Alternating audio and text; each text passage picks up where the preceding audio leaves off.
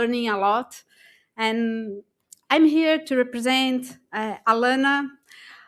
Alana is a social environmental impact ecosystem from civil society that works to transform the living conditions of children in Brazil and around the world. It operates on multiple fronts: education, science, health, entertainment, and advocacy to ensure children's rights and influence public and cultural policies that affect their lives in the present and in the future. Formed by Instituto Alana, Alana Foundation, and Maria Farinha Films, the ecosystem develops initiatives ranging from the production of scientific knowledge to the creation of campaigns and cultural content, including political advocacy and legal actions. All of its organizations work in an interconnected and convergent way, focusing on building a fairer, more sustainable, and inclusive society for childhoods. Child first is our guiding principle. Last year, Alana was here at the summit, represented by Rodrigo Negen, who leads our digital area alongside Maria Melo, who some of you might know, especially the Brazilians. And this digital area includes the program Children Consumerism. Since 2006, Alana has been working against the commercial exploitation of children in various spaces, from advertisement in TV to packaging, including the placement of products. Today, it is in the digital realm that the greatest threat is concentrated. And as you know, we have good news because a year after the last summit, as you all know, Brazil is going through a very special moment with the approval of the Digital Statute of the Child and Adolescent, the ECA Digital. Before talking about the details of the law, I'd like to briefly share how the country managed to get this law approved, which is already being considered a global reference in terms of regulation on the topic. The bill 2628 became the focal point of a rare coalition in a divided country.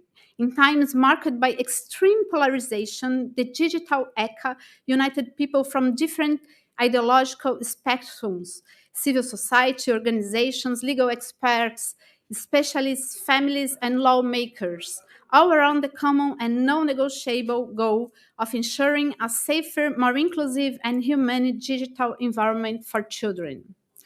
We cannot fail to mention Felka, a digital influencer who made an important report about the adultification of children in the online environment and gained over 50 million views in few days, drawing the attention of the parliament to the issue. It's important to note that the digital ECA was approved in September 2025 and came into effect in March of this year, 2026. In the week it became valid nationwide, the decree regulating the federal digital ECA law was signed. Here, I would like to highlight the fundamental role of civil society in this process, with various institutions, not just Alana, but we have here Thiago Tavares from SaferNet, another very important institution in Brazil, that forming a true coalition to defend children's interests before the Brazilian parliament and the government. This was even recognized by the President of Republic, Lula, during the signing of the presidential decree last month. In a free translation, he said, "I want to end by thanking the participation of civil society, because if it weren't for you working, if it weren't for the way you worked all this time, possibly the law wouldn't have been approved unanimously as it was in the chamber and in the Senate." And here you can scan the QR code to access the book that Alana launched during the week the law went into effect.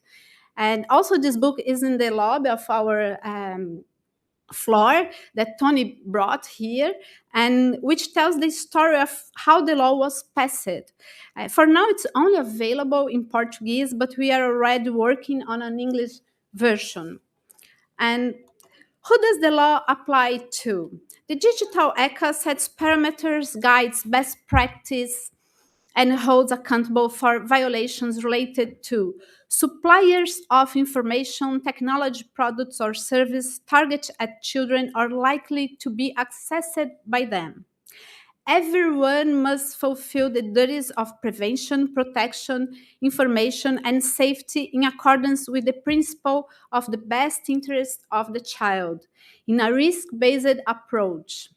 The law is very much in line with the General Comment 25 from the UN Committee on the Rights of the Child. The responsibility for children's care in the digital environment should not rest solely with families. It must also share it with companies, which should, by default and from the design stage, promote and protect children's rights. Likewise, it is the responsibility of the government and public authorities to oversee and penalize violations of children's rights.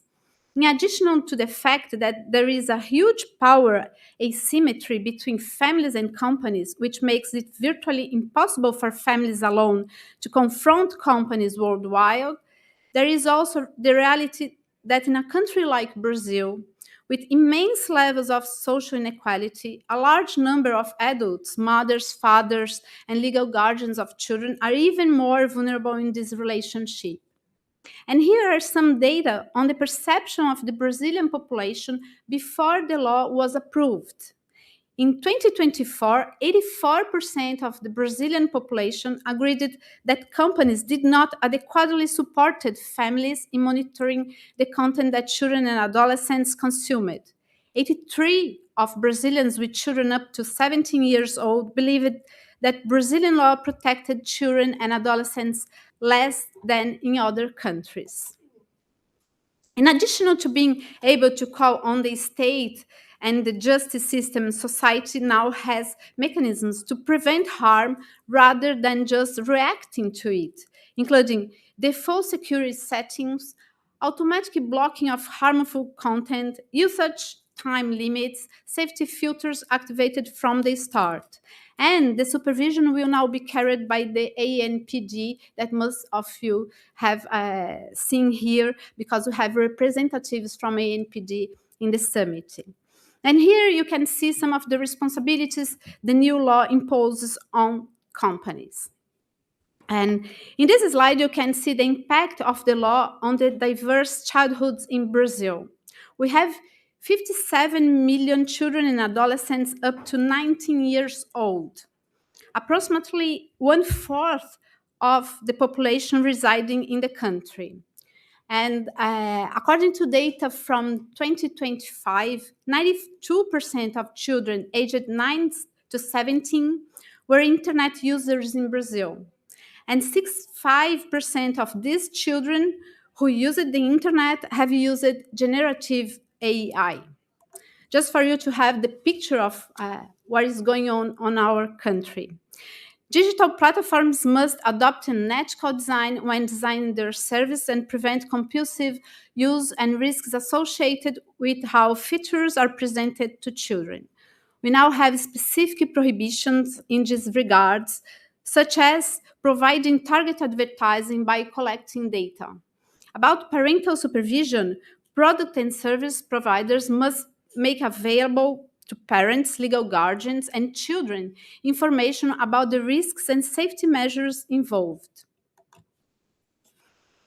Another piece of data on the population's perception before the law was approved. 93% of Brazilians stated that children and adolescents were becoming addicted to social media. And about addiction now, because the law, companies must implement mechanisms to prevent the excessive, problematic, or compulsive use of technology, products and services such as hiding natural stopping points, automatically new content without request, offering rewards for screen time, excessive notifications. We also have new rules for children who act as influencers, which is very important in our country because it's a huge concern in Brazil. Judicial authorization is required for the dissemination of monetized or promoted content that habitually exploits the image or routine of children. Before the law was approved, age verification mechanisms were based on self-declaration. This made it easier for children to access content, products, or services that were inappropriate, unsuitable, or legally prohibited. Now, a provider that makes available content, products, or practice previously prohibited by law for children must implement effective age verification mechanisms and effectively prevent access, enjoyment, or consumption by children. A social network that makes prohibited content, products, or service available must create versions without this content, product, service, or advertising, in which case age verification is not required, or adopt effective age verification mechanisms as established by the ANPG with self declaration prohibited. The provision of content, products, or practice that are inappropriate or unsuitable according to age rate system we have in our country for children will be conditioned cumulatively on first, compliance with the age group set by the content rating policy under the authority of the Ministry of Justice. And we had here Ricardo Horta yesterday that explained a lot about it, which includes the Civil Society Monitoring Committee in this age rating system. We have the adoption of technical and organizational security measures by default from the design stage proportionate to the risks identified for each age group, availability of effective parental supervision tools, and the ANPG may adopt additional protective measures. Providers of service with editorial control content protected by copyright previously licensed by the responsible economic agent was not the final user, and musical or literary content are exempt from age verification. The adoption of age assurance mechanisms must observe privacy and data protection by design and by default, proportionality, data minimization and purpose limitation, transparency and accountability, risk management and information security, inclusion and accessibility, human rights, non-discrimination and equity, interoperability, and technical robustness. At this point, I want to invite all the technical community here to be closer and engaged with civil society, ANPD, the government, and also the companies in addressing those challenges. We know ECA is much more than just age assurance. However, the progress we've made with age assurance, along with other points, reinforces and qualifies the path for long-term response that are proportional and balanced, helping us confront the new challenges we have. And here, the sanctions in case of non-compliance with the ECA Digital. By ANPD, warning and fines. By judiciary, temporary suspension of activities and prohibition of exercising activities. And here are some publications on the topic from the ANPD and the Ministry of Justice, which are truly excellent. And yesterday, Ricardo showed some of them. And I also want to congratulate the Ministry of Justice and the entire federal executive in Brazil involved in those works.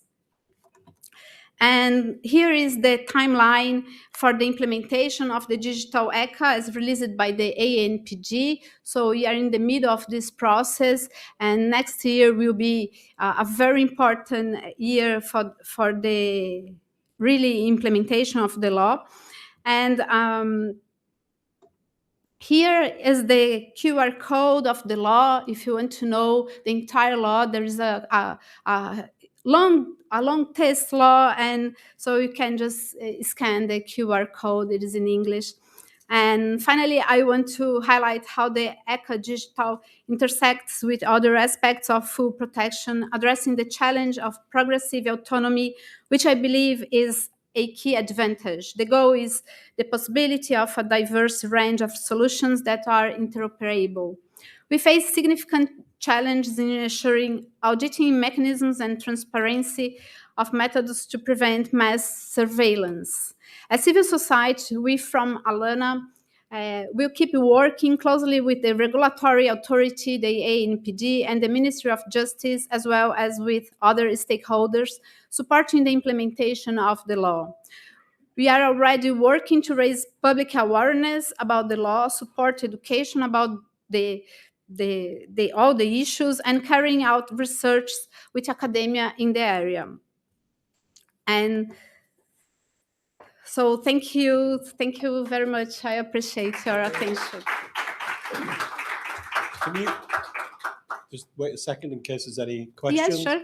Would anybody like to ask a question or make a comment? Yeah, a friend there. Very interesting. Just 1 second. 1 second. No, I'm just curious. I'm from INCODE and I lead age verification, but I'm originally from Mexico. I was born in Mexico, and I'm really curious about being the first Latino country implementing self technologies with the challenges that Latin America faces with like high fraud, higher than Western societies, like deep fakes on AI, stuff like that, or the device is low quality, right? Lower quality. But I would like to know your opinion about like you guys being the first Latino country, or Latin American country, implement this type of technology. And do you think other countries are going to follow in Latin America with this type of regulations? Now we are very proud that we were able to pass this regulation in our country, because all the political environment was really tough for this to happen, and it happened because everybody joined it for a special cause that was children's rights, and the law has a huge approval by the whole population. And I think we have lots of challenges, and ANPD and also the government and also the judiciary that hadn't participated a lot during this process, and now the judiciary needs to understand the law, to implement also the law. And so I think we have a long path through these, and to see how things they are going to work on and work out. And I'm very optimistic, because we, as you can see here, with a Brazilian delegation, with different multi-stakeholder delegation, with different people from different institutions trying to organize the environment for the best implementation that is possible in our country. But of course, that we are going to deal with all the challenges, and it's just started. And the period of 6 months between the approval of the law and the day that the law was really enforced wasn't enough for all the environment to be ready for the complete implementation of the law. If Thiago wants to add something, please feel free.